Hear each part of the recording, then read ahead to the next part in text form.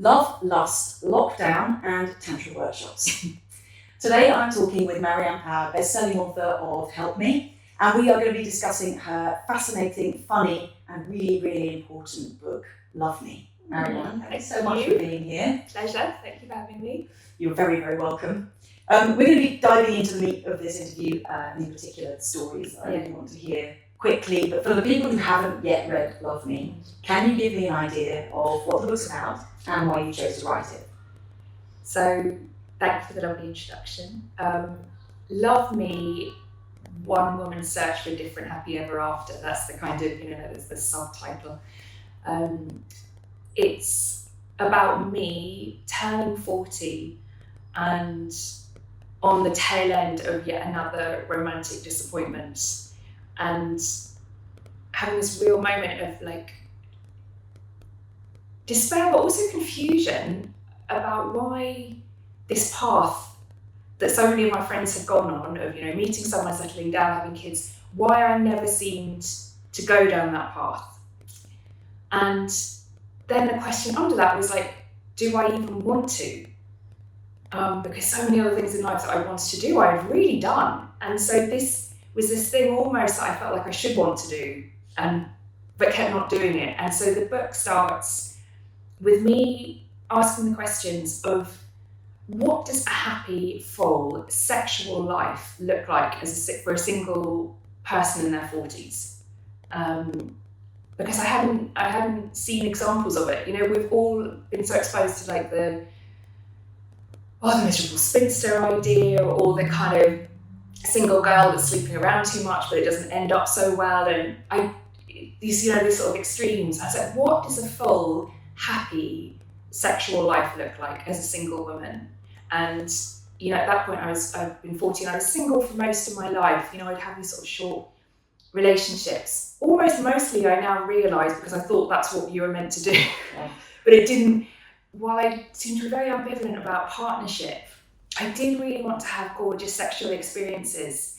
And at 40, because I'd been single so much and I hadn't done a lot of casual sex, I felt like I really had so much to learn. And I really wanted to have great sex, whatever that meant. But I also realised I was like a Catholic schoolgirl that had a lot of hang-ups. And so that's how it all starts. What does, how can you build a life with beautiful love in it? What could be the different kinds of relationships? And how can I have great sex? What is great sex? Yeah. How, as a Catholic schoolgirl, age 40, can I let go of some of my hang-ups around that? And so then the book follows me over, I think it's about a year and a half, finding these things out really, and going to lots of really wonderful workshops, including Tantra, going to these sort of hippie festivals where I'm meeting people that are living lives that are quite different to the ones I've been brought up around. And then it ends in lockdown, where I think for so many of us it really highlighted a lot of what we need versus what we think we should have, So that's my journey. Do you think you found the answer to that question of what a full, happy sexual life looks like? For me right now, yeah. Yeah, and I think I'm realising that for all of us, it's different. So I think I always felt ashamed, again, not so consciously, but it was just this feeling that I was wrong to not want a partnership the way all my friends seemed to so want it. To them, that was just natural to see that that's what they wanted in life, and also that they wanted children.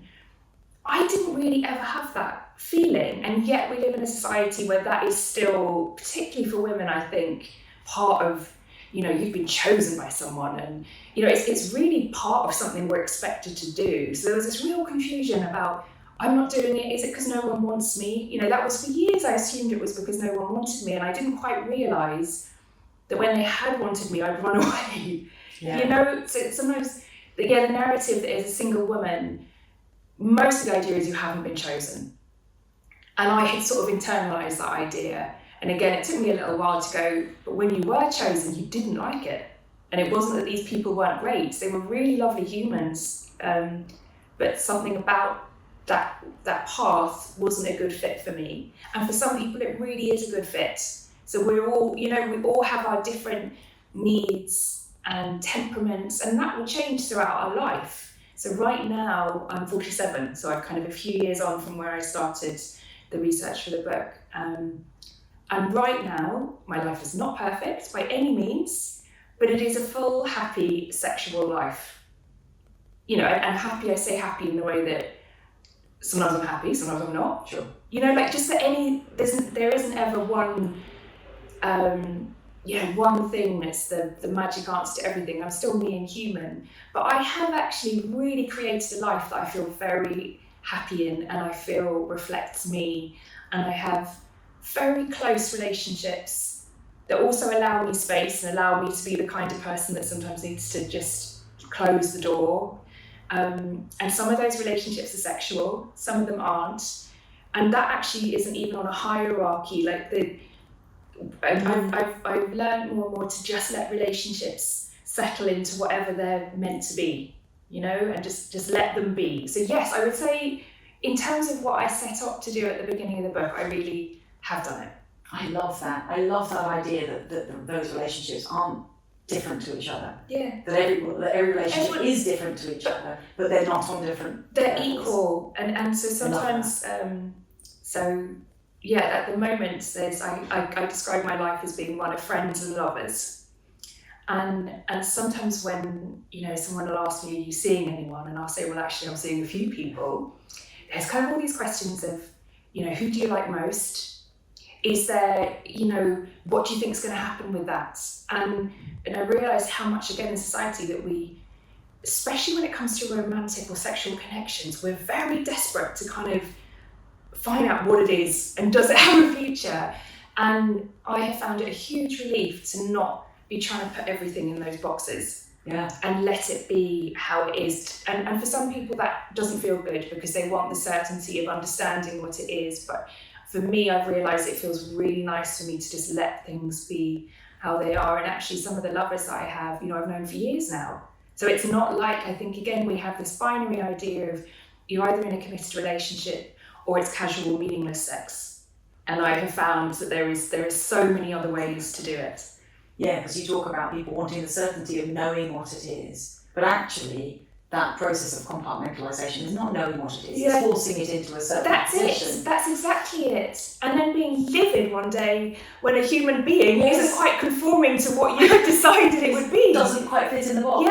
Yeah. That's exactly it. And I think, and again, that's not to judge, or for some people I really understand that's sort of how life works for them, and I would probably be someone who's more on the free-spirited / chaotic, messy end of things, if you ask my sister. But it's also, a lot of this has been about actually learning to understand myself and accept that. So I totally get that for some people my life doesn't make sense, and sometimes to me it doesn't make sense, and then other days it just feels like absolutely the perfect fit and everything I could have dreamt of.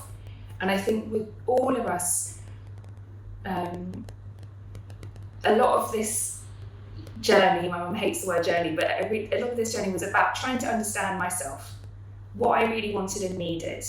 And lots of us don't even know what that is, because again, especially as women of my generation, no one was brought up, we were not brought up to think about what do I want. Your job innately was to service other people and accommodate other people.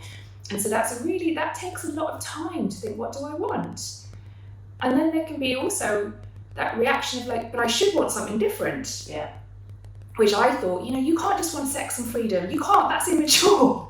But I did want that. Yeah. I actually still want that. And it might be that in 10 years' time I want something different. So to find out what we want, to then really go through the process of accepting that that's okay to want whatever that is, especially if it's not something that seems to be what we should be doing.